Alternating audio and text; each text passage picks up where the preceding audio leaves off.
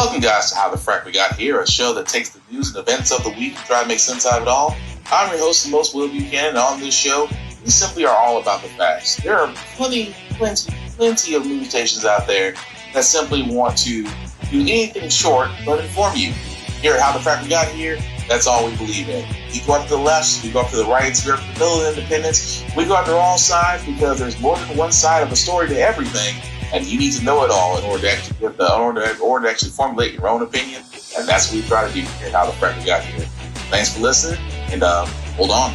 It's going to be fun.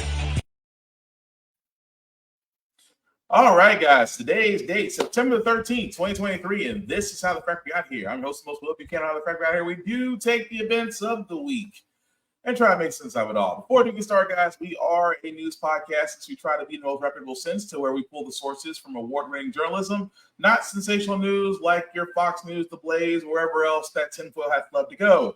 At the same time, guys, we do try to maintain some level of professionalism with our trying to leave out with less profanity, but hey, words fly. At the same time, maybe things that might be shown that might be too intense for younger viewers. So viewer discretion is advised. Aside from that, welcome. So, how one can we go from this? That was a terrible sentence. Where can we go from this on this wonderful midday week in September? Well, the thing that always has wondered about me, I think I've always kind of really amazed me, is that some people have this case of amnesia. What I mean by that is when something happens that someone has caused or has a hand in or has led to it, when said issue occurs, they go, okay, well, whose fault is this? You're like the person that cleans up the room. You're like the person that wrecks the hotel room, and then you're also the maid that shows up and says, who did this? Pretty much you. What I'm getting at is, guys, you guys remember the enhanced child tax credit, right? Was part of Biden's Rescue America plan. Was great as all get out just because it was giving a lot of people a break, especially for those who pay for childcare. If you haven't noticed, childcare / daycare it's too much. Really, it's too much. It is increased for multiple reasons: staffing, licensing, food, things of that, upkeep. Everything has gone up with your paycheck. And for those that depend on daycare, because if you're in a two-income household, both parents need to work, nobody can actually sit home and watch the child, daycare has been a godsend. But unfortunately, as what I'm getting to is that, well, the poverty rate, because of the end of the enhanced child tax credit, the poverty rate has jumped up in 2022. And it is amazing that conservatives are jumping on this. They're trying to sit there and say, well, let's be honest, the supplemental poverty rate has been up. It's up 12.4% since its last 7.8% back in 2022. Who else can we blame but Biden? Y'all, because you were the same ones that turned around and said that we need to stop giving Americans money. You were afraid that, hey, if this was the conservatives, and again, call me on this if you want to, this was the conservatives' way of thinking. Hey, if we give these people more money, they're not going to work. That was always the fear. That's the reason why they went after SNAP benefits. That's the reason why they went after food stamps, things of that nature. They always feared those who did not have the ability, or those that did not have the same income, or those that did not have the opportunity as themselves, will just sit at home and live off us and be moochers and welfare, which I think it's kind of funny. They call them welfare queens when the biggest state of welfare is Mississippi, where almost close to 90% of its inhabitants are mostly white. Same in Kentucky. That number has increased too. They're also on food stamps, but you won't call them welfare queens. But I digress. But for those who don't remember, the enhanced child tax credit gave payments up to $3,600 per child. Age 6 and younger, and $3,000 to ages up from there. Either way, it was great because it helped out families that had children. Because if you understand, like I said, I'm a newly parent. Children are expensive, truly. At the same time, imagine you not only paying for food, clothing, medical bills, insurance, and add daycare on top of that. your income is gone before you can even look at the rest of the bills. But it amazes me so, because I'm going to keep bringing this up. When it comes to these poverty lines, is that no one will ever address, for the life of me, no one will ever address why in the world is the pay gone? Why in the world are we not addressing pay? Why are we not addressing income? Why are we not addressing the fact that, again, every time I point this out, the minimum wage is still $7.29 in 2023. The minimum wage is $7.29, when if minimum wage had followed the productivity and GDP of our country, it would probably be somewhere almost in the $40 area by now. I used to say it a long time ago. I used to say 26, 27.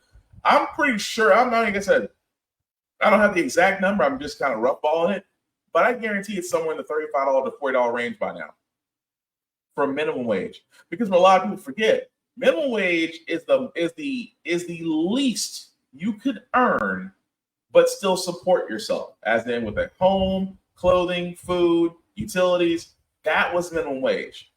And it's amazing to me that even now, minimum wage is still in $7. Now, granted, there are some cities and states around here that have their minimum wage up to $10, maybe $15 an hour. That's fine. It would have been great 15 years ago. I mean, even at $15 an hour, even at $20 an hour, that's still poverty wages, because everything else has gone up. And I have been saying this, and I've yet to be called out on this being wrong. Our economy is based on consumer spending. The more certain classes spend, the better the economy does. When those individuals are not getting the money that they need to spend, they start to tighten up, reduce spending, which means that now you have goods that aren't selling. You have things that are goods that are selling, cars that aren't being purchased, clothes that aren't being bought. Stores are looking at too much overhead because now they can't make profit, and so things close. But it amazes me so that even now, as our poverty rates kick up, as they swear up and down, jobs are prevalent. Jobs are not the problem. It's what the jobs are paying. I know a lot of people are going to be out there, well, you're telling me that I should, the person at McDonald's should be making $30 an hour? They do overseas. You realize a fast food job overseas is treated higher than a fast food job here. Those who work at McDonald's in other countries that they consider backwater third world countries actually have better health care, better pensions, parental maternal leave, and all of these things more at a fast food location versus a fast food location here in the US. I'm just saying, here is the problem. At the same time, it can only be solved very simply: pay people. Not only just pay people for what they can sustain themselves on and their families. Because again, when you attack the paycheck, because I say it's so funny that we say attack the money, not realizing that's being done to us when it really should be done to those who literally have no problem with, well, if you make $7.29 an hour, then maybe you should find a better job. Jobs are prevalent. I'll give them that. They're not paying enough. And at the same time, in a job market these days, trying to get that high paying job, which is that's a whole other subject. But it's hard to find a good paying job. You can find a crappy one anywhere. That's just being honest. If you're okay getting paid $8, $9, $10 an hour, yeah, you can find a job easy, because that tells you off the bat what employers are allowed to get away with. And hence why when we get to the other story that I have, makes me smile a little bit, because it should make some very important companies very afraid. But anyway, stick to politics for a second. Again, you've probably been told when it comes to politics, or if you want to go into politics, you have to be careful of what you put out there. I say it all the time. Once you put out on the internet, it's out there. It does not come down. It cycles. It makes yearly visits. Don't believe me? Go to your Facebook. Ask Beyonce if you want to. That picture is still out there, no matter how hard she tries to get it scrubbed. What I'm saying is, even in the world of politics, you have to be careful about what you do, because you're supposed to be this picture perfect, cleanliness view of yourself, and not realize that just maybe somebody's going to find out that you have an OnlyFans. I am not making this up. This potential candidate right here for Virginia's 57th district has sat there and said, I should not be judged because of my OnlyFans. Yes, I hate to break to you guys. That individual that you see right there, Susanna Gibson, who is currently running in the Virginia 67 district, is saying, oh, I love the fact that she's saying, and she says she's denouncing the reports that she and her husband had performed sexual acts on a pornographic live stream website, describing the sharing of those videos as the worst gutter politics. This was reported by the Washington Post on Monday that she and her husband have had several videos at a certain site, which is funny because it's they exchange and the thing she's not denying it that they were on a site. I'm not going to say the site, but they were performing for tips on a live stream, and then those videos were recorded and then archived on their site, and then got exposed by her opponent. Again, I will say this. Do I think that disqualifies you as a politician? No. I mean, people out here, look, time's hard. Time's hard these days. Folks have figured out different revenue streams. Good for them. Folks have figured out, there's some, like I'll say it best. There's a woman on OnlyFans that literally, all she does, and I cannot make this up because I was watching a 2020 documentary on this. A woman made $500,000 plus on OnlyFans just for showing pictures of her feet. She made a come up. I'm not going to knock her for it. Now, do I think that that this politician wannabe Miss Gibson should be hauled for it?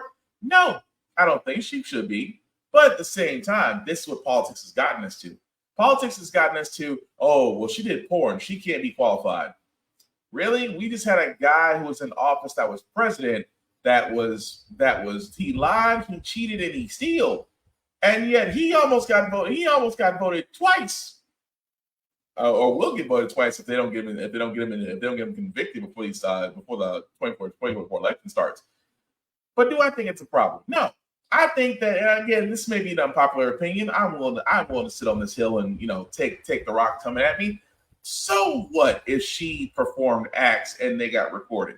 Does that make her any less qualified to run office? You keep on expecting these. My thing is, they keep expecting these clean-cut individuals. These, I've never done anything wrong. I've never done this. I've never drunk. I've been a good Christian.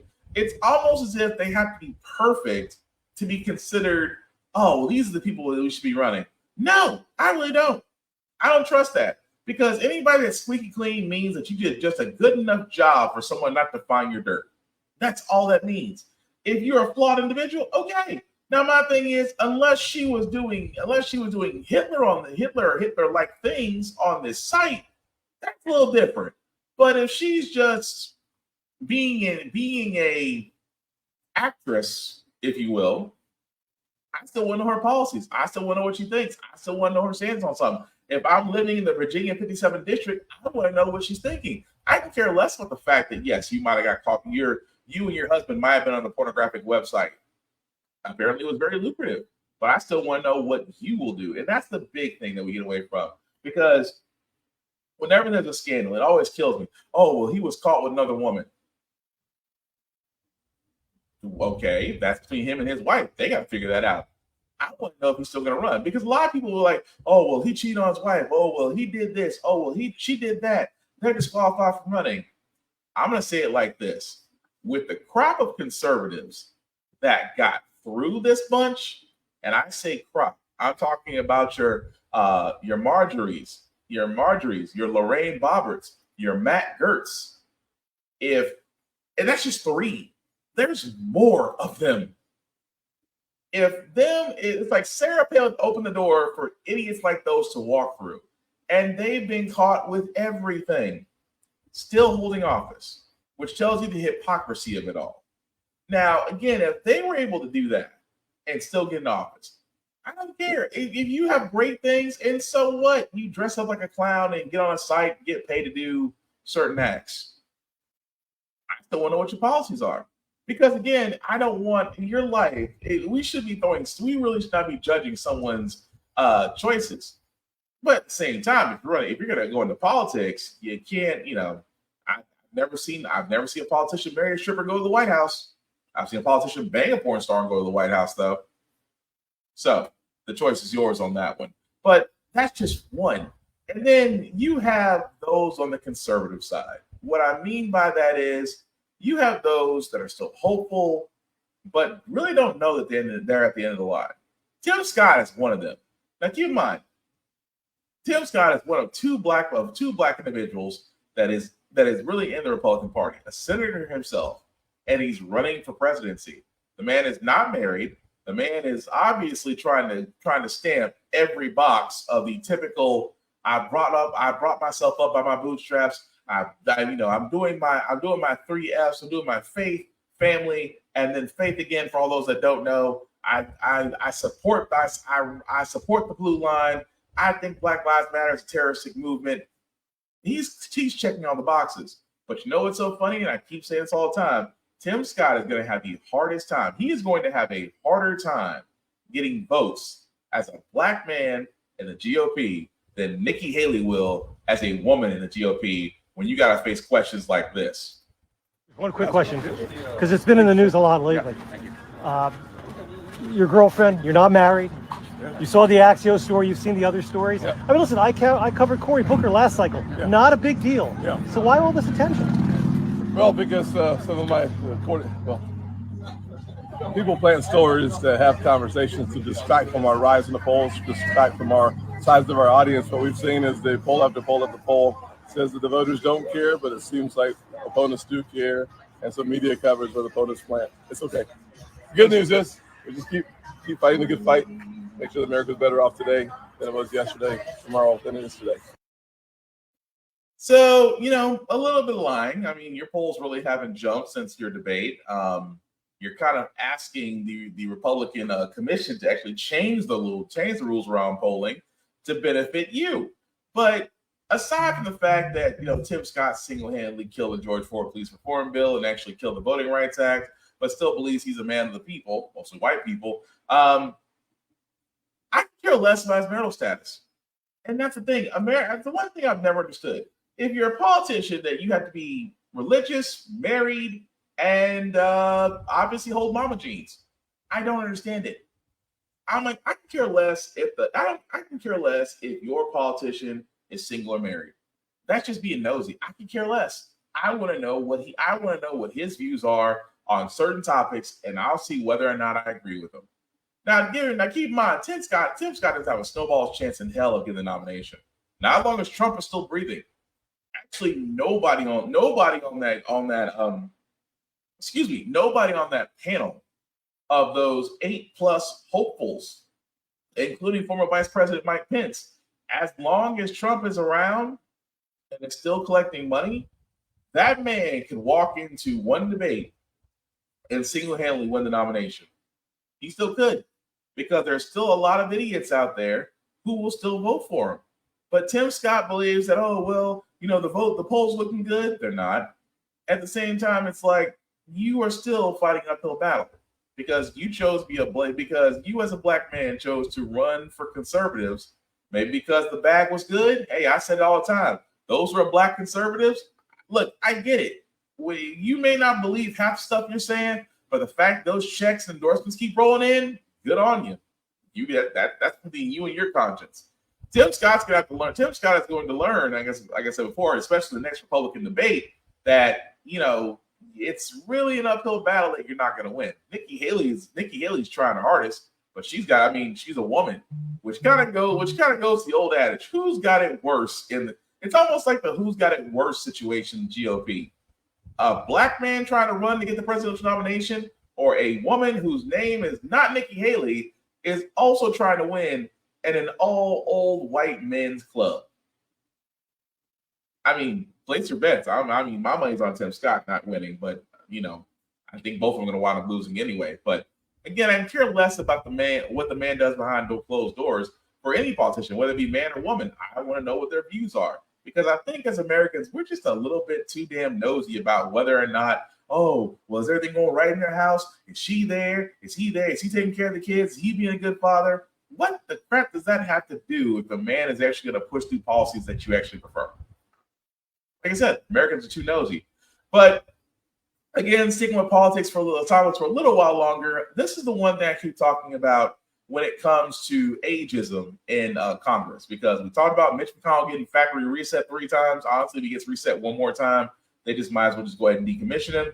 But again, it's not just Republicans, conservatives. I mean, not just conservatives, Democrats too. When you have Dianne Feinstein, who should have retired a long time ago, you have, again, Chuck Schumer, you have Nancy Pelosi. And speaking of Nancy Pelosi, like I said, she did great as House Speaker. She really did. But this news should not be surprising, because I keep telling you guys, there is a problem with ageism and lifelong job security when it comes to Congress. 2024 news. After much speculation, the former House Speaker Nancy Pelosi says that she will seek re-election next fall. NBC's Julie Sirkin joins me now live from Capitol Hill. So, Julie, there was some speculation that Pelosi might retire at the end of her term. She is 83 years old. She has stepped back from the official party leadership after Republicans gained control of the chamber. What's behind her decision here? Yeah, Ryan, step back from party leadership, but clearly not going anywhere, announcing a few moments ago in a tweet that she is going to seek re-election in 2024. She's 83 years old. Obviously, the question of age has been on the topic of everybody's minds, really, over this last summer, over the last 6 months. When we talk about McConnell, who's 81 in the Senate, when we talk about Dianne Feinstein, who Pelosi stood behind, even when Democrats were calling for her to step down, Pelosi said she can finish the rest of her term. I want to read you a part of this tweet from Team Pelosi. She says, "Now more than ever, our city needs us to advance San Francisco values and further our recovery. Our country needs America to show the world that our flag is still there and liberty and justice for all. That is why I'm running for re-election and respectfully ask for your vote." She's up in 2024. She wants to continue the legacy, she says, that she has helped build here for nearly 4 decades as a member of Congress.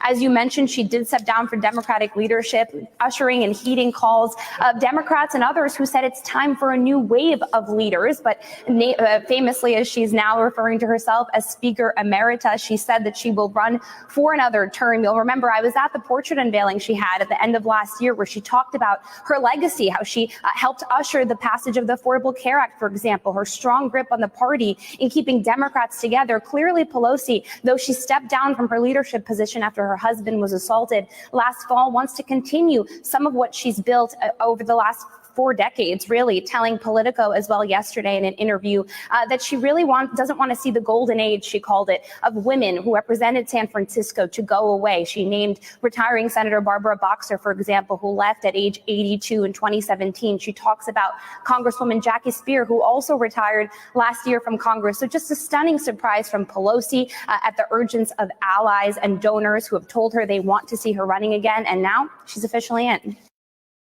In Ukraine this morning, Secretary of State Tony Blinken. Whoops, sorry about that. So, Nancy Pelosi, look, I'm not trying to take away anything from Nancy Pelosi. I really am not. I do think that eventually this kind of goes back into the ageism problem. You have these lifers that are in Congress that are just there, that just believe they need to be there, and they really do not. And again, with Pelosi, I could argue a few things there. Do I think that she's had a stellar career? Absolutely. Do I think that because of her landmark rulings and laws were able to go through? Absolutely. Do I think it's time for her to step down? Yes. Because we keep saying this all the time. Our Congress does not reflect us. It doesn't. You know what Congress is? Congress is basically the new nursing home. That's what it is. That's what Congress is. Congress is a new nursing home with legislative power. That's exactly what it is.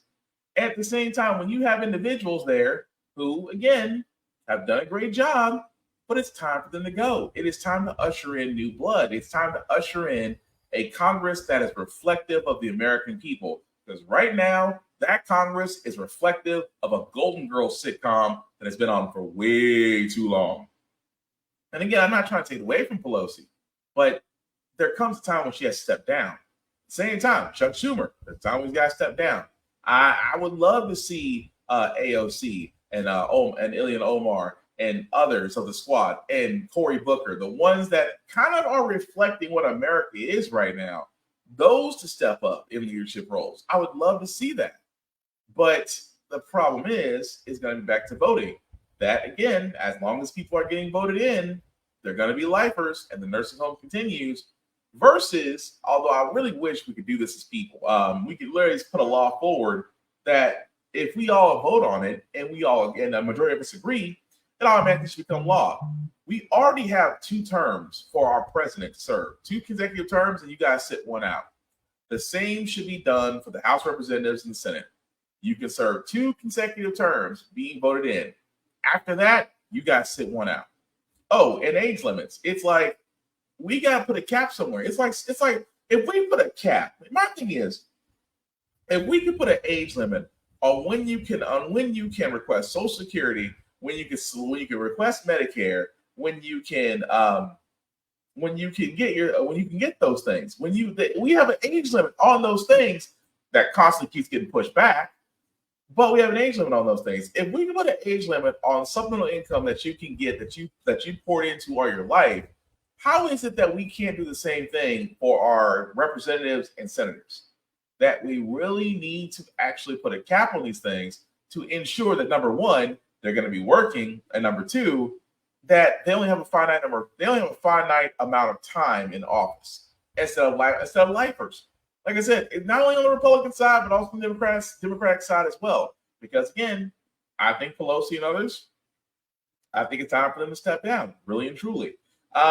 But speaking of things that, like I said before, with the 2024 presidential election coming up, here's the thing that a lot of people should be paying attention to, and I keep pointing this out every chance I get. Political ad spending. What you guys don't see is that for the 2024 election cycle, there's going to be possibly $10 billion plus being pumped into advertising, social media, everything to get your attention. That means television, radio, internet ads, the whole shebang. If you have ads going through your streaming, guess what? They're going to pop up there too. But think about that number for a second. 10 billion. Billion with a B. That alone should be very concerning. That's $10 billion. For the 2019-2020 election, it was $9 billion. So it's actually went up $1 billion. And it might actually be more. Because again, this is the part where I get a little bit, I hate this part. People always talk about there's money in politics. They want to get the money out of the election cycles. We did it at one point. Citizens United. Citizens United was a case where they try to say corporations are people, so therefore they should be allowed to donate. We sat there and thought to ourselves, this will never go through. It's stupid. You can't see corporations as people. Supreme Court showed us differently. It actually upheld the ruling. And then the floodgates opened. But this is the thing about it. This is why I say, when you think about all this money that's flowing through from donors, from PACs, from all these areas, and all that money is just there to make you look at something, to make you look at a candidate, not like a candidate, turn toward one or avoid one. $10 billion is projected to be spent. And the only ones that are winning are the corporations that hold these networks and social media apps. And that alone should tell you something. That if you really want to get money out of politics, let's start with lobbying. Let's start with overturning Citizens United. Let's start with doing those things, and then let's see what happens when you have elections. Then let's see what happens when politicians don't get the easy money. Because you don't think there's no such thing as a broke politician. Let's just be honest about that. But when you think about it, $10 billion that is going through your airwaves, your smart devices, televisions, and things of that nature, all because they have to constantly bombard you with their candidates, because that's what's become now. Constant bombardment, keeping 24/7, keeping you in mind. Worked for Trump, and CNN did it for free 3 years. I mean, it worked for Trump 4 years ago, and CNN did it for free. They showed Trump for a full year. See, I mean, that's the one thing I'll say about Trump. He got free promo from CNN where they kept on saying, oh, this is impossible. This shouldn't happen. Nobody's going to dig this. But at the same time, I wish you showed Hillary as much as you showed Trump, and we might actually have a different outcome that year. But still, $10 billion. At the same time, they're wanting people with student loans to pay back their rent. But I digress.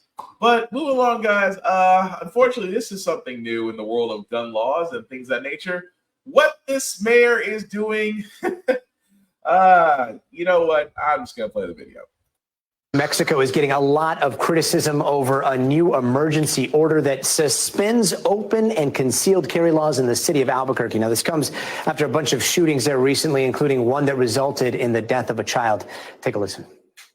The purpose is to try to create a cooling off period while we figure out how we can better address public safety and gun violence. Now, a lot of people there are quite literally up in arms over the ban. Yesterday, protesters took to the streets to demonstrate against that new rule. But it's not just those that are pushing back. Albuquerque's mayor, the police chief there, and a county sheriff are all vowing not to enforce the governor's ban. NBC's Priscilla Thompson joins us now. Priscilla, can you walk us through the drama with this one? Can the mayor and the police chief just decide not to enforce something that the governor's put out? And what about those questions of whether or not this is even constitutional? Well, Gotti, that is exactly what these officials are raising when they are saying that they're not going to enforce this. They are saying that they have sworn an oath to defend the Constitution, and they feel that this order is unconstitutional. I want to play a little bit of what the county sheriff there in Albuquerque had to say. Listen. While I understand the urgency, the temporary ban challenges the foundations of our Constitution, but most importantly, it is unconstitutional. My oath was to protect the Constitution, and that is what I will do.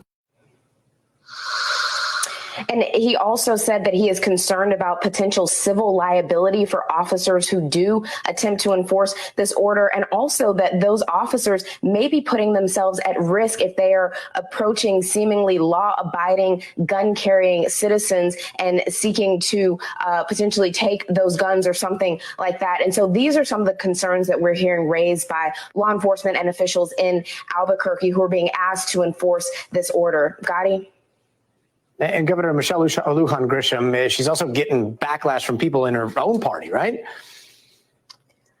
That's right. You mentioned the mayor, but also the attorney, the district attorney in Albuquerque, who was appointed by the governor, has said that he will not enforce this order. And we're also hearing from the ACLU that is expressing concerns, saying that this could potentially create over-policing and racial profiling in some communities if police and officers go in seeking those guns. And the ACLU is calling on the governor to use evidence-based strategies like intervention and deterrent programs that are proven to address the root causes of this violence. And they're saying that this order is not the answer. Well, I mean, it's not. It really isn't. I mean, the level of just, okay. Like I said before, I'm all for advocating for stronger gun laws, for legislation, things of that nature. And I'm a gun owner. I will gladly submit to any type of regulation that keeps others safe. No problem. Not a problem at all. A 30-day ban on the right to open carry or conceal firearms in public. Yeesh, that's going to be a little difficult. And I say this all the time because, again, I understand New Mexico, there is an uptick in gun violence. Police are fighting it hard to do their jobs. But for the governor to pull a 30-day ban, I think you're going to basically invoke more than what you intend to prevent. Now, again, I keep saying this about gun laws. You want to change them? Change the way they operate. And it's like, well, criminals, and again, I say this all the time because I cannot, above all else, get past this. Whenever gun laws come up, well, criminals aren't going to follow them. Oh, well, they don't have to. You know why they don't have to? Because there's certain loopholes, like going gun trade knife shows. I said it best. There are two things in Tennessee you can get real easy. One is a driver's license, and two is a gun. Whether you are a felon or not, I will never stop saying this because, again, prove me wrong. A felon can go to a gun knife trade show here in Tennessee. They will not do a background check on him. If he has money, if he has an ID, guess what? He can walk out with a firearm. He can walk right past the state troopers that are usually stationed there at these gun trade night shows and no problems. Now think about it. That's Tennessee. I mean, there's other states in the South that probably have the same type of leniency. But think about it. Criminals don't have to follow laws when it's easy for criminals to go out and not be criminal to buy a gun. It doesn't take much. Now, do I think a 30-day ban on concealed carry is a little bit much? Yes. Because again, we have to focus on how these guns are getting in the hands of people, whether illegally or illegally. Because people do forget that a lot of these areas that with guns that have these safe zones or have the highest violence, those guns don't come from that state. They come from the states where it's easier to get guns. For example, you know that guns that are usually in Chicago, New York, and things like that area, guess where they come from? The majority of the South. There are gun pipelines where people purchase guns and bring them back up there to resell them again. Criminals can do the same thing. But at the same time, they don't want to talk about that. Now, I get the whole idea, folks that want to open carry, concealed carry. I get it, because in this day and age, you don't know what could happen. And at the same time, you want to make sure. Some people believe in the fact that, hey, better to be caught with it than not have it. And I can understand that argument too. But again, the only way we're going to approach gun laws and things of that nature and how to curb the violence is look at what other countries are doing and emulate it. Because other countries have emulated gun laws and registrations and things and additional measures, and their gun deaths have plummeted. Japan did it. New Zealand did it. England did it. Australia did it. Their gun deaths are low compared to ours, which are still rising. But again, this New Mexico governor doing that, I don't see anybody enforcing that law but her. Good luck. But speaking of laws, guys, we're switching to law enforcement for a second. The 5 police officers, because you guys remember Tyree Nichols, the man who literally got murdered by these 5 gentlemen here, that literally stalked him, followed him, took him out the car, beat him to death. These 5 men right here have been indicted by a federal grand jury. So they are facing several charges, including federal civil rights, conspiracy, and obstruction offenses that resulted in Mr. Nichols' death. I'm not saying this is kind of slow, but it's kind of slow. The reason why, for all those that don't remember, there was video of this. Video that, again, them and a white correspondent, which I'm surprised that guy got off, considering the fact that he was trying to tase them as these men all tried to beat Mr. Nichols to death. But those 5 men should have been the quickest trial of the century. It really should have, considering the fact of how long it has been. That's the thing. How long it has been since the incident, since it actually happened. This was literally released on January. We're in September now. We're not too far off from the end of the year, but this happened in January. We're just now getting to indictments. And again, this is indictments that officers try to cover up, which the prosecutors, what they're saying. At the same time, I am just like, I can't help but just want to sit there and just go, why is it taking so long? I mean, the evidence is there. The grand jury wants to indict them. I'm like, what? I mean, how much time do you need to prepare a defense when you're caught on body cameras and street cameras murdering someone? I mean, is it just because they're police that they get longer time? Or if it just, or if anybody just having to do what they did without a badge, would they immediately be in jail by now? I'm just, it's one thing to honestly say the wheels of justice turn slow, but that is really, really, really slow. But we will keep up on that as we get along up until sentencing. But again, I'm just surprised that all the black officers were basically taken and the white officer was let go. That is still effing amazing to me. But anyway, another thing that's came out about law enforcement, because you would think that no matter what, no matter who's the person that passes away, you always should respect the dead. Hopefully you're not laughing like this cop was. Police have released new body cam footage from the night an officer hit and killed a woman with his police cruiser going over 60 miles an hour. Now, the woman, John Vida Candelua, a 23-year-old grad student, died at the hospital that night. She was crossing the road in the city's South Lake Union neighborhood back in January. The posted speed limit there is supposed to be 25 miles an hour. Now, this new body cam footage from another officer talking about that horrible crash a little after it happened, and a warning, what you're about to hear may be disturbing. I think she went up on the hood, hit the windshield, then when he hit the brakes, flew off the car. But she is dead.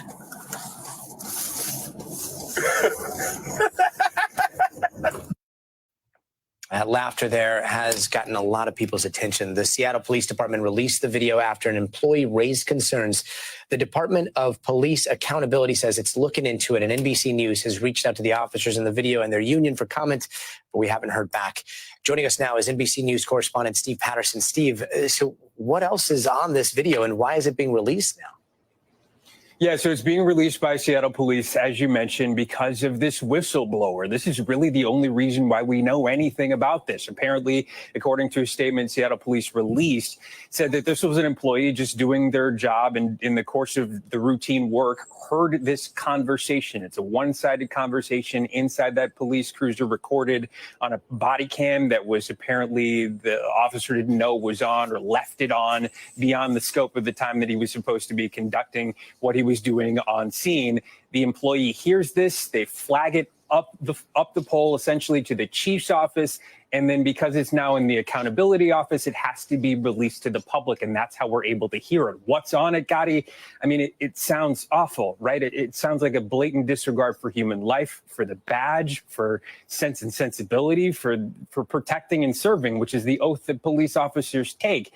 But that's just how it sounds. I want to play another section of it, which pertains to put a price on this woman's life after she was killed. Listen to this. No, it's a regular person. Yeah, just write a check.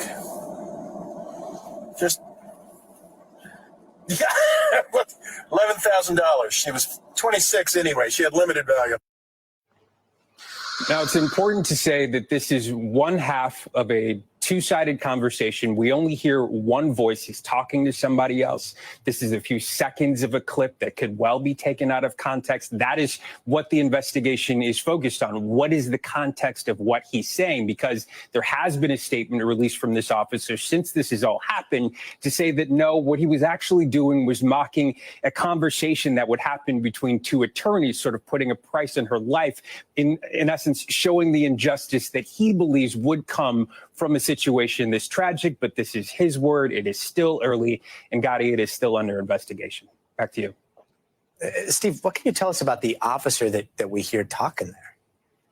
Yeah, this is Daniel Otterer. He is a drug recognition officer, so he's on scene there. This recording that you're hearing is a day after this has all happened. He arrives on scene to essentially drug test the officer who strikes this woman.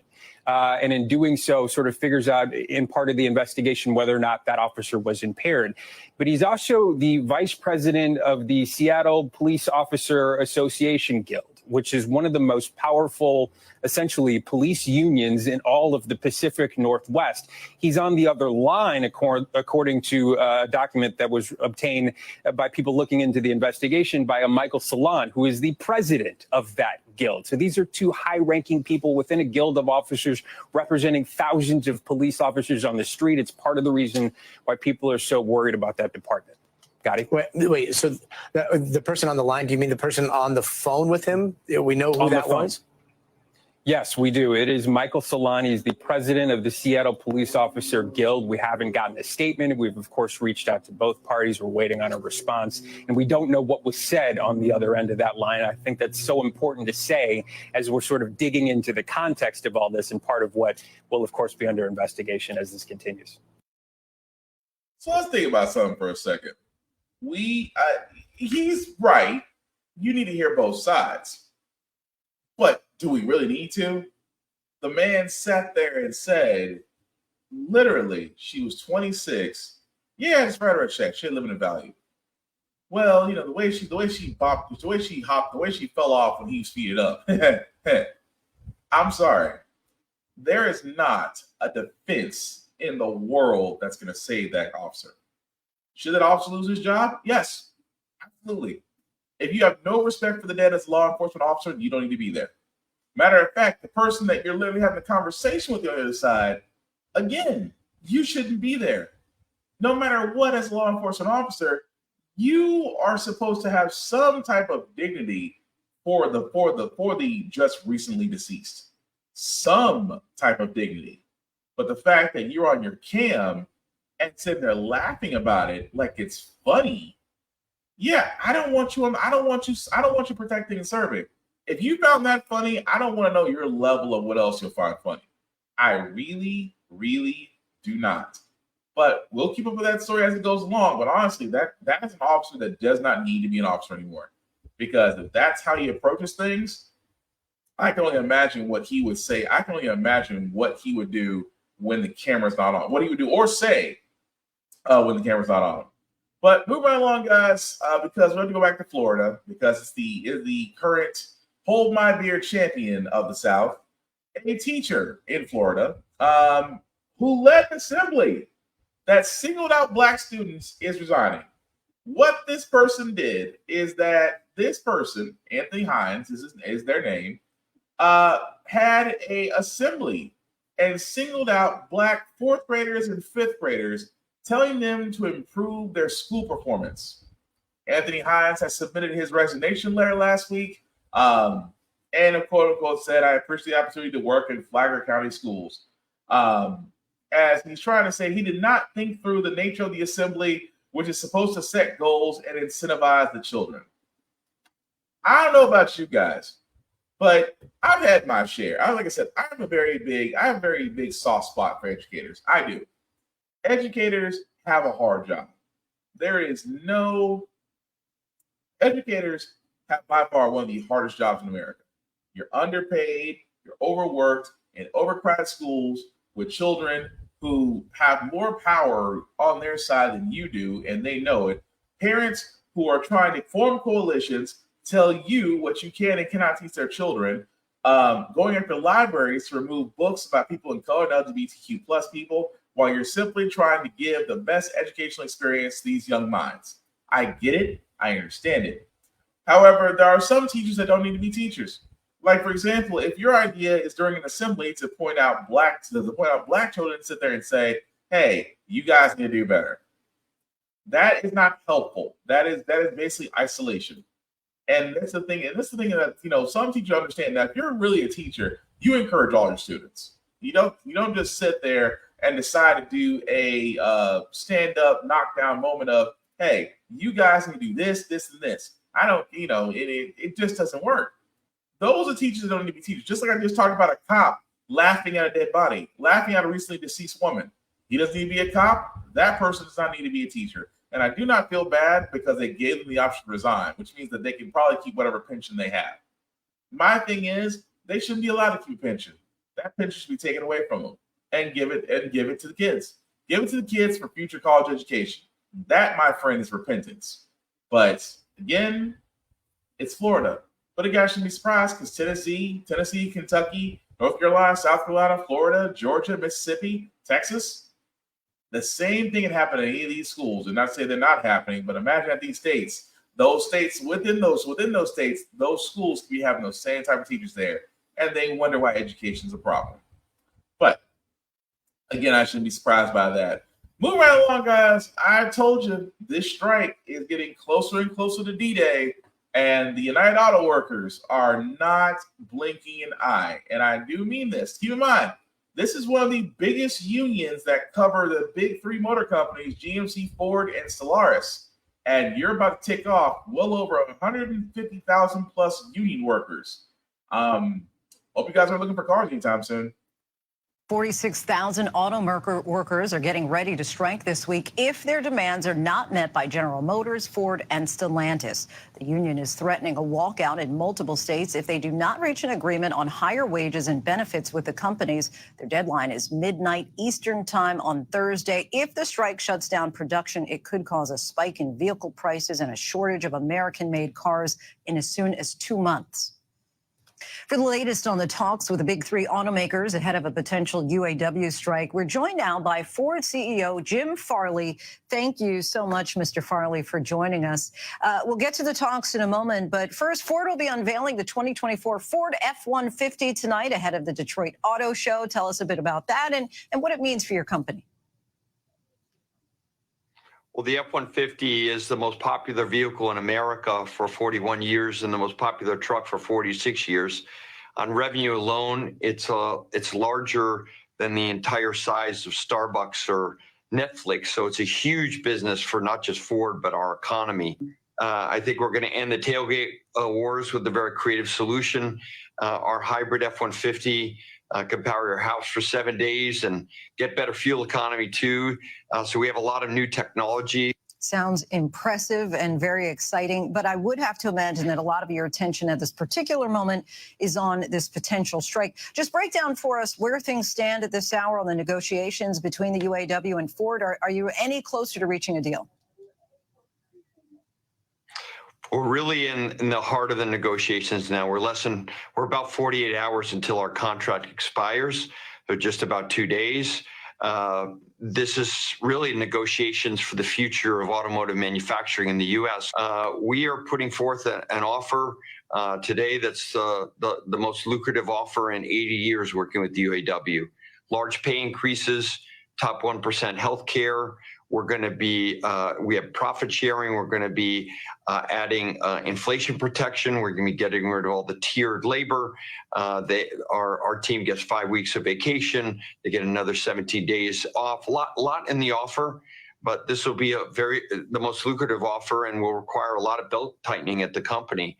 And there's a limit how far we can go because we have to keep investing for the transition of the industry. We're very optimistic that we can reach an agreement with the UAW in the next 2 days, and it's very important for the country. You mentioned that 48-hour deadline. Bottom line, how confident are you that you can avoid a strike between the UAW and Ford before the end of the week?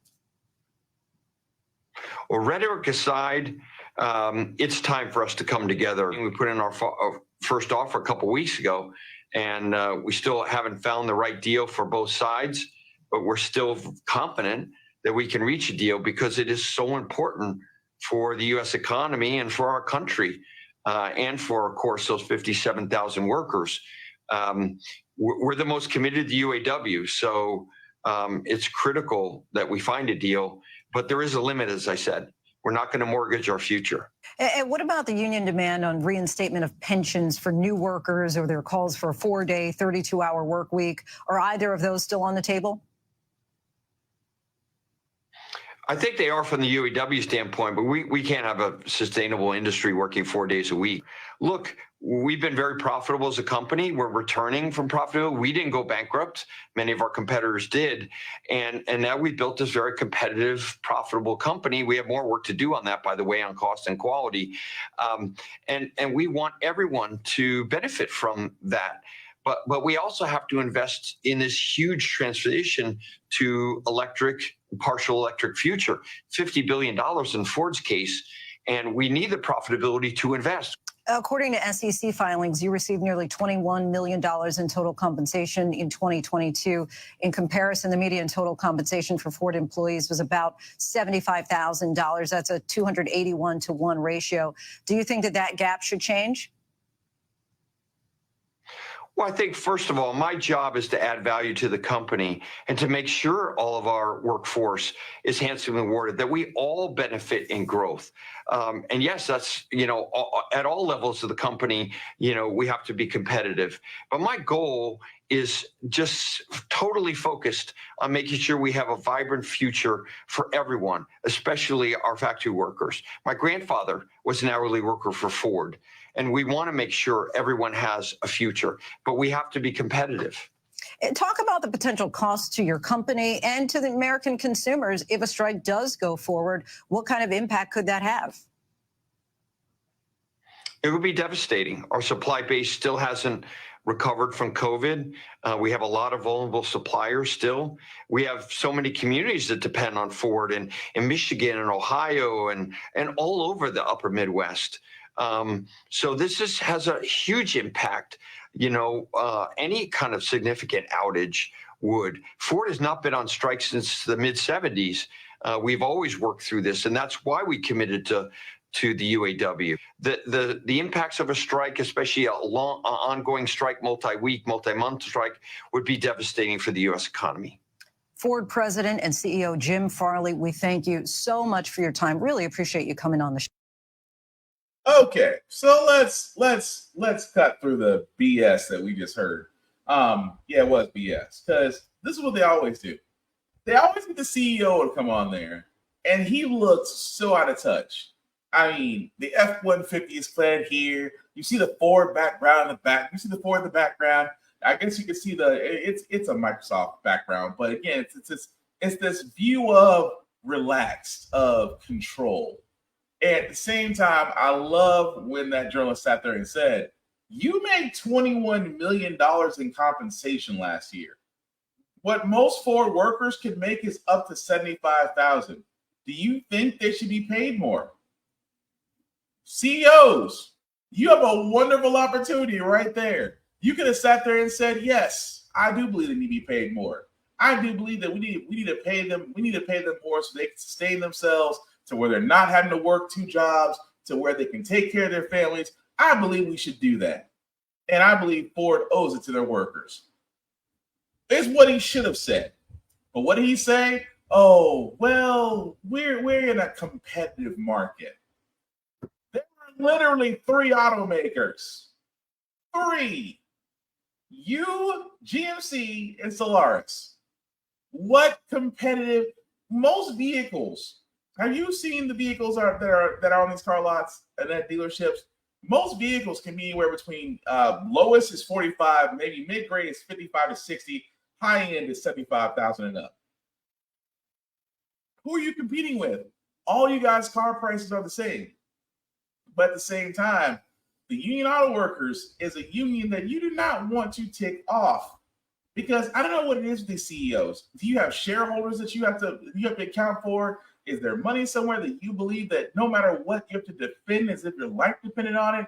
Because honestly, I'm not understanding. Not only am I not understanding, I'm just not getting it.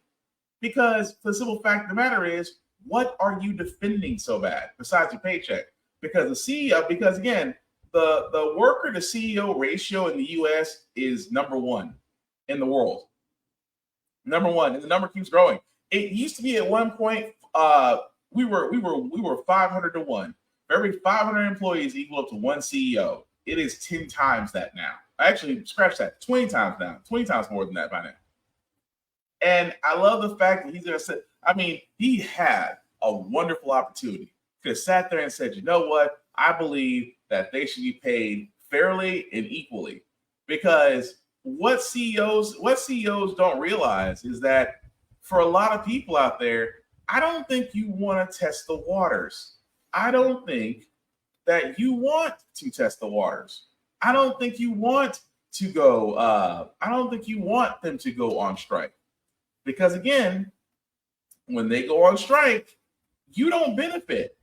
Dealerships hurt. At the same time, these United Auto Workers are like, all right, you pushed it. This is what you wanted. And because this is what you wanted, open season. And again, this is what kills me.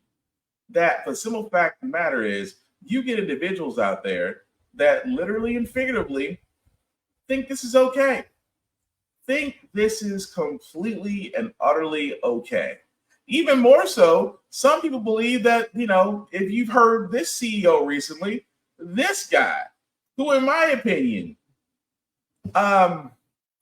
just listen, because it is amazing what he's wanting. We've had is that we have people decided they didn't really want to work so much anymore through COVID, and that has had a massive issue on productivity. tradies have definitely pulled back on productivity. They have been paid a lot to do not too much in the last few years. And we need to see that change. We need to see unemployment rise. Unemployment has to jump 40, 50% in my view. We need to see pain in the economy. We need to remind people that they work for the employer, not the other way around. I mean, there's been a systematic change where employees feel the employer is extremely lucky to have them, as opposed to the other way around. So it's a dynamic that has to change. We've got to kill that attitude, and that has to come through hurting the economy, which is what the whole global, the world is trying to do. The governments around the world are trying to increase unemployment to get that to some sort of normality. And we're seeing it. I think every employer now is seeing it. I mean, there is definitely massive layoffs going off. People might not be talking about it, but people are definitely laying people off, and we're starting to see less arrogance in the employment market, and that has to continue because that will cascade across. Yeah, that's what he said. That individual right there, that CEO of property developer, CEO Tim Gerder said that. And if I worked at his job and he's there saying we need to see unemployment rise for people to understand that, you're lucky. And I hate to say that, guys, but that is such an old school way of thinking that employers used to love. Oh, you should be lucky to have this job. You want to know why? Because there's millions of people out there that are just looking for a job, and they will gladly take your spot. Remember they used to dangle that job security over your heads, and you had people, burning themselves out. Forget work-life balance. It was literally 95% work and 5% family, and maybe 0.2% sleep, because they wanted to squeeze the productivity out of their workers. And that idiot, which, like I said before, I hope the people that work for him are like, oh, we'll quit. Because again, this is why I keep talking about unions so much. How unions work. Because I say it all the time, I'll say it again. Never negotiate with a company on your own. Because why? Numbers matter. And one person will not do spit against a corporation. But take a union against said corporation. Now you have some negotiating power, because I love the fact that you say, well, he needs to get back to where the employee should remember that he works for the employer. We remember that every day. We really do. It's the fact that we're not, the fact that we're not getting paid enough, the fact that we're having to make ends meet, work secondary jobs, pick up some gig jobs on the side, and still trying to keep the roof over our heads and food on our plates and stuff on our children's backs. A lot of CEOs forget that because, well, money is not an issue to them. And I'll say it best: when you have when your financial situations are taken care of, you kind of lose touch with those that have to face it on a daily basis. You lose touch. You really and truly do. So at the same time, it's not surprising that you get individuals out there like the CEO of Ford, like the CEO of property, where you have one who will dance around the bush, but in reality, he wants the strike to end. When you have one that's just being straight up honest, saying no, employee needs to be hired because his workers need to know their place. This is why I say my hope is see United Auto Workers out there strike. Because what's so funny? We've covered a lot of strikes that have happened this year. We've covered nurses, we've covered teachers, we've covered John Deere, we've covered dog food factories, we've covered everybody that went on strike. And you know what's so funny about all these places that went on strike? Those people actually won, including the most recent one, UPS. All drivers wanted was a bump in pay, air-conditioned vehicles, and better health care. And UPS was literally, if not arguably the biggest logistics company in the world, one of the biggest logistics company in the world, was about to risk their drivers and workers all quitting just because that's all they wanted. And guess what? They got it.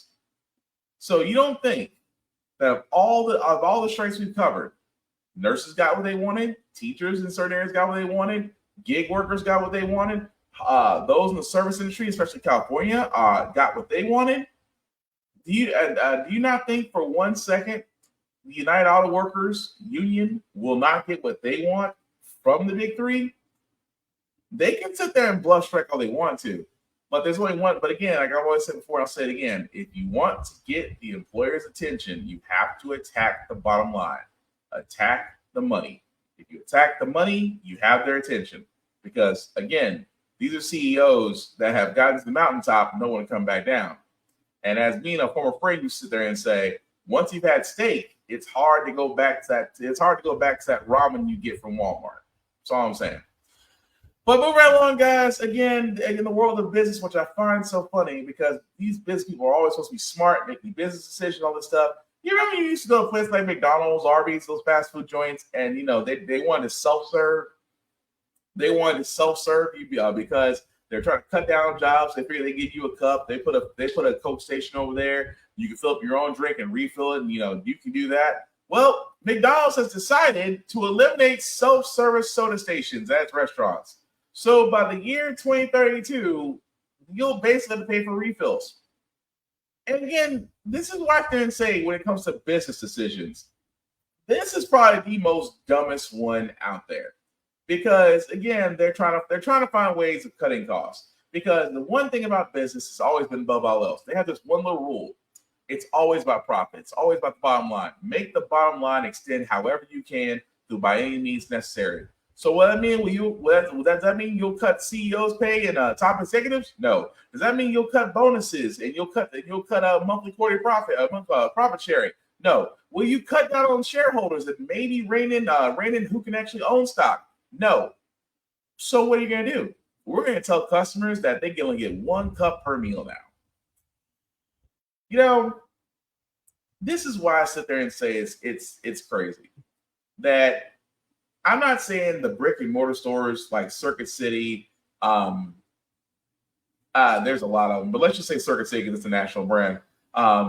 It closed its doors. It tried to go online for a little while, but it was behind the curve. Refused to do the changes necessary as e-commerce was growing and becoming a thing with Amazon just buying up everything.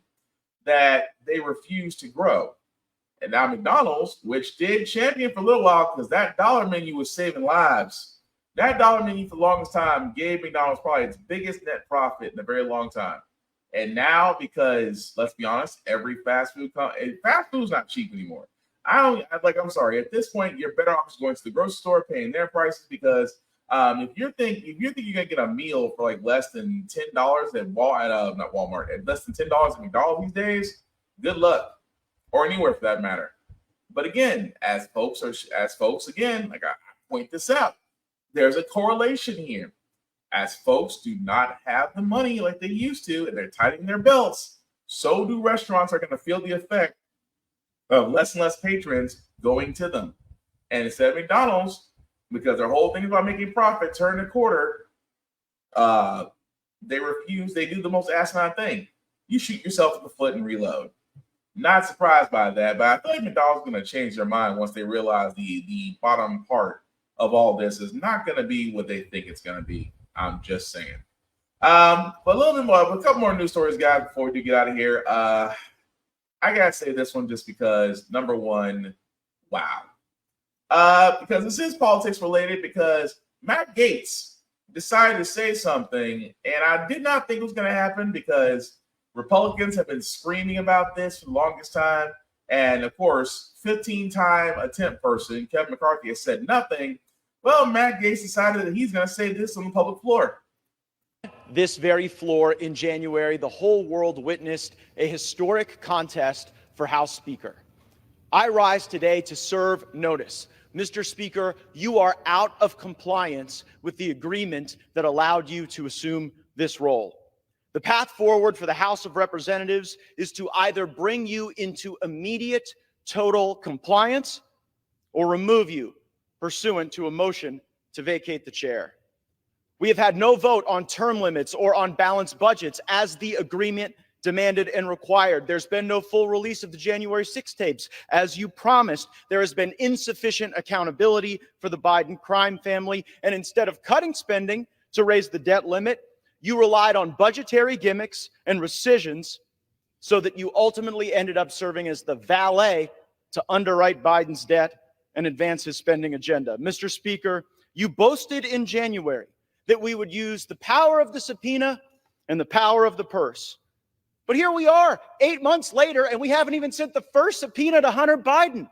That's how you know that the rushed, and somewhat rattled performance you just saw from the speaker isn't real. At this point, during Democrat control over the House of Representatives, they had already brought in Don Jr. 3 times. And we haven't even sent the first subpoena to Hunter Biden.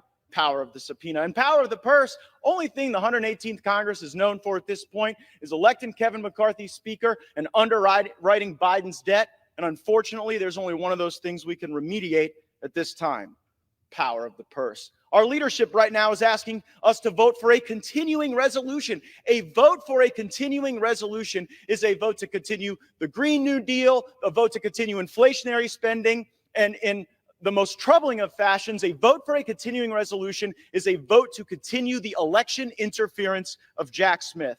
Mr. Speaker, we told you how to use the power of the purse. Individual, single subject spending bills that would allow us to have specific review, programmatic analysis, and that would allow us to zero out the salaries of the bureaucrats who have broken bad, targeted President Trump, or cut sweetheart deals for Hunter Biden. September 30th is rapidly approaching, and you have not put us in a position to succeed. There is no way to pass all the individual appropriations bills now. And it's not like we didn't know when September 30th was going to show up on the calendar. I must be better. You must be better. And this House must be better, for it is the last best hope for tens of millions of Republicans. We demand real oversight against this weaponized government. Just look at the bribery. If tens of millions of dollars flowing from foreign corrupt people into the bank accounts of the Biden family wasn't enough for actual impeachment, why were we even looking? Joe Biden deserves impeachment for converting the vice presidency into an ATM machine for virtually his entire family. We all see it. We all know it. Now, moments ago, Speaker McCarthy endorsed an impeachment inquiry. This is a baby step following weeks of pressure from House conservatives to do more. We must move faster. Now, I will concede that the votes I have called for will likely fail: term limits, balanced budgets, maybe even impeachment. I am prepared for that eventuality, because at least if we take votes, the American people get to see who's fighting for them and who's willing to tolerate more corruption and business as usual. Mr. Speaker, dust off our written January agreement. You have a copy. Reflect on the spirit of that agreement and build on the start that we had moments ago. Begin to comply. No continuing resolutions, individual spending bills or bust, votes on balanced budgets and term limits, subpoenas for Hunter Biden and the members of the Biden family who've been grifting off of this country, and the impeachment for Joe Biden that he so richly deserves. Do these things or face a motion to vacate the chair. And let me alert the country, a motion to vacate might not pass at first, but it might before the 15th vote.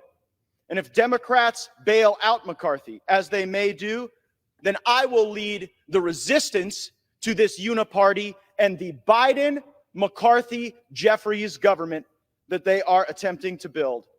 I know that Washington isn't a town where people are known for keeping their word. Well, Speaker McCarthy, I'm here to hold you to yours. Well, that was about 4 minutes of my life I won't get back.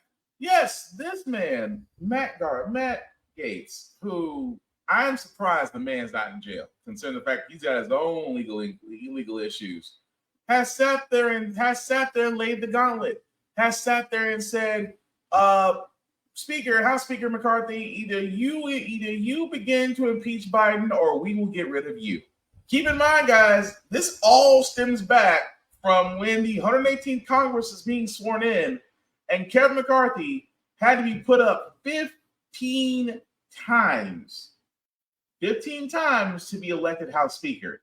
Matt Gaetz, Lorraine Boebert, Marjorie Taylor Greene, and a handful of others were not going to basically nominate him as Speaker. It's amazing. It's the first time. It's amazing in the first time of that party being conservatives that they were not all together about bringing Kevin McCarthy as House Speaker. And there were some concessions that were going to be made. One of those concessions was to begin the impeachment of President Joe Biden, to look into Hunter Biden. I know it is the new Benghazi. I know. It is the new Benghazi. What I mean by that is It's Republicans crying wolf until they can't cry it no more, or until a movie gets made about it. That's what they're doing here. Now, you would think Kevin McCarthy, House Speaker Kevin McCarthy, would be like, okay, call your bluff. But unfortunately, like most conservatives, they cave under pressure. In Washington came from Speaker of the House Kevin McCarthy, announcing today that he's ordering an inquiry into impeaching President Biden. The order gives House Republicans license to investigate the president and his family's business dealings. The White House calling the move extreme politics at its worst. McCarthy alleging corruption and abuse of power on the part of the president. But does he have the evidence and the votes? Garrett Hake starts us off tonight from Capitol Hill. Tonight, House Republicans ramping up their investigation into President Biden and his family. Speaker Kevin McCarthy directing 3 GOP-controlled committees to open an impeachment inquiry. These are allegations of abuse of power, obstruction, and corruption.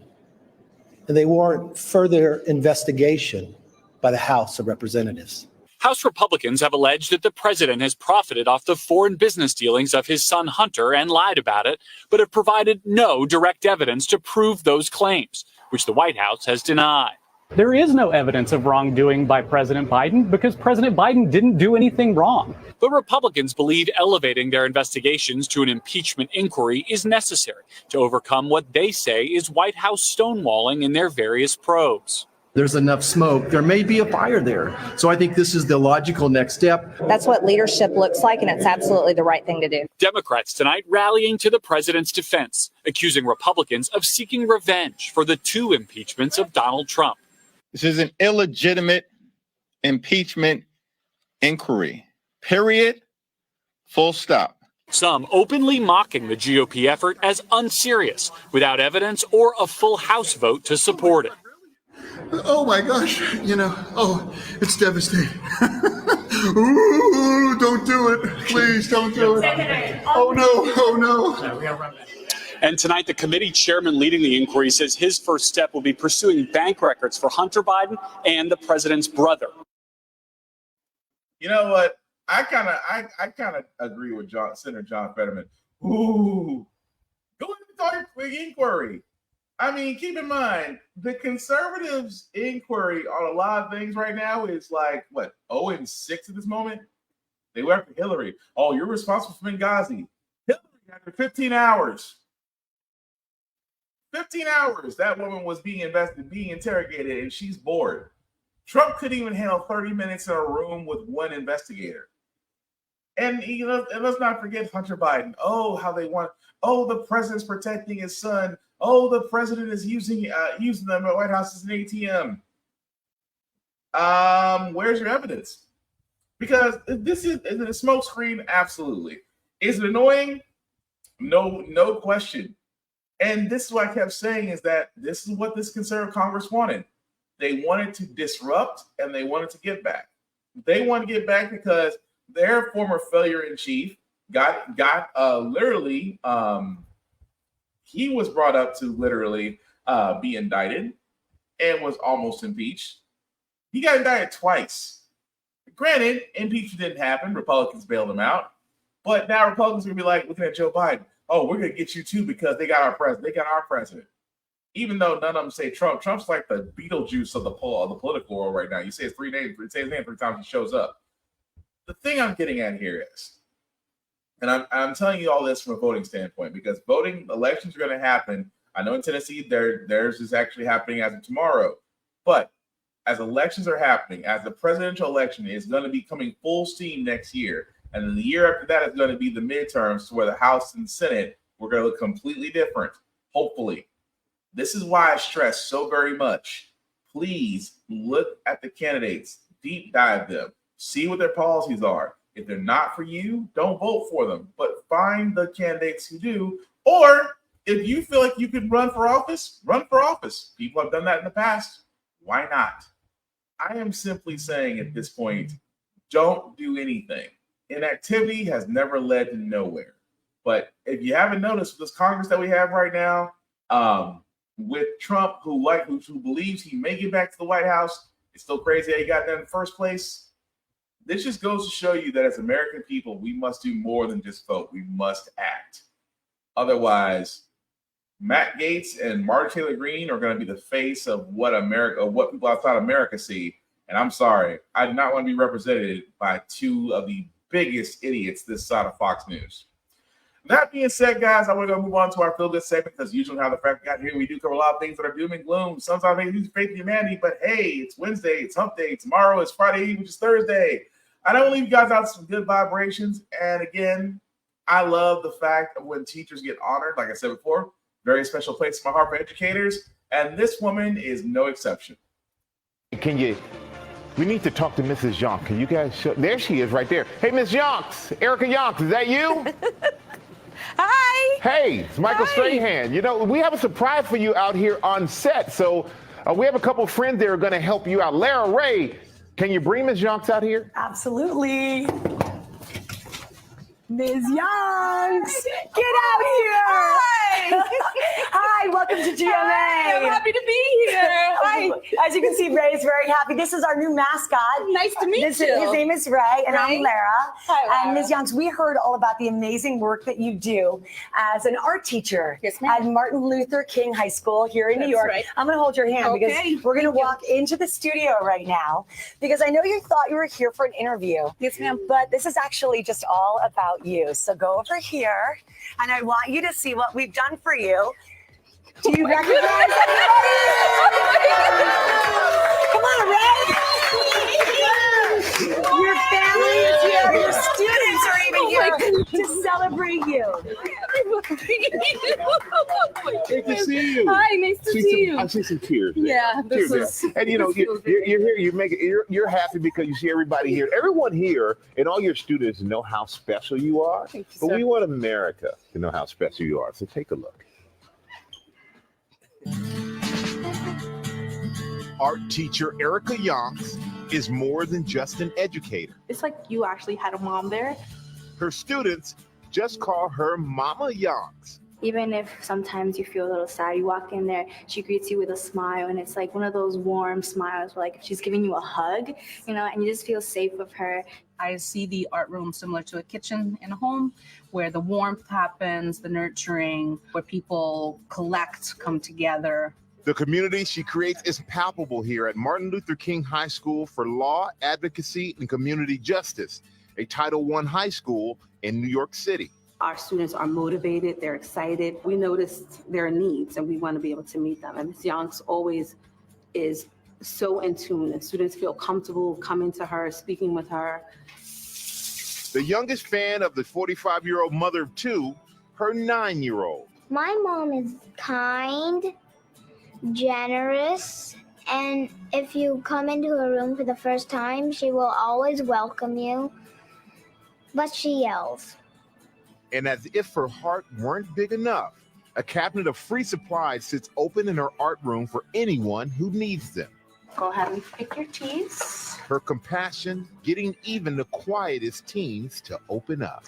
I just felt like I could come and talk to her, and I think she did give me a voice. She's one of the best teachers in our school. In the teenage years, we all know it's very complex. Being able to have someone like Ms. Yonks in our school community, she's priceless. You know, she is a pillar in our school community.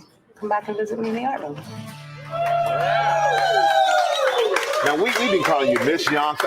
I just want to call you Mama Yonks. I'll take it. I think that's what we should do. And watching that, you see how much of an impact you have on your students' lives and how they feel about you. How does that make you feel? It feels amazing. It feels like all the hard work is paying off to see how happy the students are and how welcome they feel in my room. And you know, we have your husband here, Robert. We have your sons Ryan and Levi here as well. And you know what? What does it mean? You heard them talk about your mom a little earlier, right there. How does that make you feel? Very happy. Oh. Yeah, very proud of your mom. Yes. As you should be. As you should be. Well, your family and your students aren't the only ones who are impressed by what a dedicated teacher you are, Mama Yonks.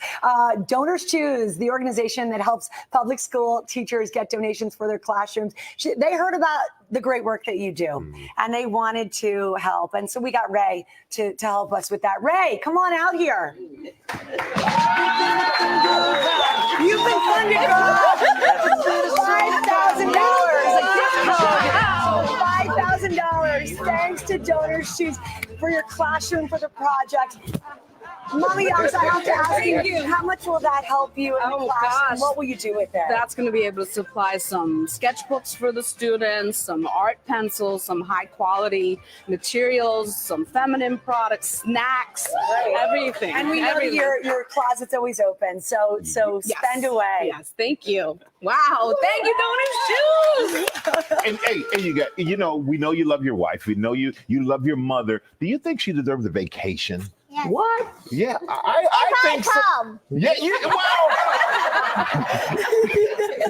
you can go because we gotta take care of the whole family because the whole family deserves a vacation. So you know what? Our friends at Adventures by Disney, they were so inspired by what you're doing and by your your work in the classroom that they decided to say thank you by sending you, your husband Robert, and your kids, yes, and your kids on a vacation to Costa Rica. So how does that sound? Sounds like a plan. Sounds like a plan. Invited. Going, but it's really just for your family. I want to tell you a little bit about this trip. It's a full week with an expert tour guide. You'll see tropical wildlife. Oh, goodness. You guys can go zip lining if you want to. You can soak in natural hot springs. And you can even do a chocolate tasting in a rainforest. I mean, this sounds amazing. Adventures by Disney's, they just want this trip to inspire ideas for your classroom. They're hoping that you'll get really inspired and also relax and enjoy because boy, do you deserve it. Thank you. And you know what's so great? They reminded me when we came out here, you two told me that you saw me somewhere in New York 13 years ago, and I gave you a hug because you had just gotten married. Can I give you another hug now? This is congratulations. Thank you for all you're doing. Thank you. Robert, come on in here. Family hug. That's right. You know what? We've got more GMA Spirit Week fun coming up tomorrow. And again, I thought that was cool. Like I said before, teachers do deserve a lot more. And I, again, wish we could do more, but, it's always nice to see good people get rewarded. So always wonderful and great, even though Michael Strahan that's a big-ass dude be giving hugs. But anyway, that's going to do it for this podcast, guys. I do thank you all for liking, for watching, for letting people know this is live. I certainly appreciate that. Again, before we get out of here, some shameless plugging as usual. Shout out to my friend Vaughn at BigBZA. You can definitely find him, BigBZA at gmail.com. Of course, BigBZA on all social media. He does have a music YouTube page to where you can definitely see about the music he does. And if you're interested in getting beats made, really for any occasion, definitely check him out, BigBZA on all social media. As for myself, guys, you can find me, BlackBox447 on all socials. I usually do reviews and everything that I read, that I watch, that I play, and gym stuff because I believe in doing a couple push-ups. Before we get out of here, guys, the link that you see trailing at the bottom, maybe that's just a wee bit bigger. If you copy and paste that link into your browser, take you to the link tree. That's the YouTube and Facebook groups for all my podcasts. How the Frack got here, get bit, and of course, all those podcasts. Like, share, subscribe. Again, let me know what you think of everything we discussed tonight. Again, the only thing I ask that you keep it clean. Again, we're not always going to agree, but at least let's exchange ideas and actually open up instead of not trying to beat each other down or doing I'm right, you're right type of thing. Let the facts speak for themselves. That's all I ask. Aside from that, guys, again, we'll be back hopefully here, same time, same channel as well, going over the news. But I cannot stress this enough that we are approaching an election year. Get involved, know the candidates, and again, if you feel like running for yourself, there's plenty of sites out there where you can run if you choose to, whether it's local or whether it's federal. You still can make a difference no matter what you do. Aside from that, guys, the last thing about how to Frack out here, it's all about staying informed. We are not trying to reinvent the wheel. We are simply giving you all the information, letting you make up your own mind, but we do provide a logical perspective that goes along with it. We do a lot better in society when we're progressive. We move forward, we try to right the wrongs from our past, make decisions now that we should have done back then, like electing our first black woman electing our first black woman to the Supreme Court, electing our first black woman to the Federal Board of Governors, electing our first black woman to be our national cybersecurity director. All great things. We don't learn from history. We are doomed to repeat it. That's why we keep asking ourselves, why does everything go about our paycheck? Why are we electing different politicians but still the same old game in Congress? And most importantly, how the frack we got here. Thank you all for watching, guys. Take care of yourselves and each other. We'll all get through this. Peace.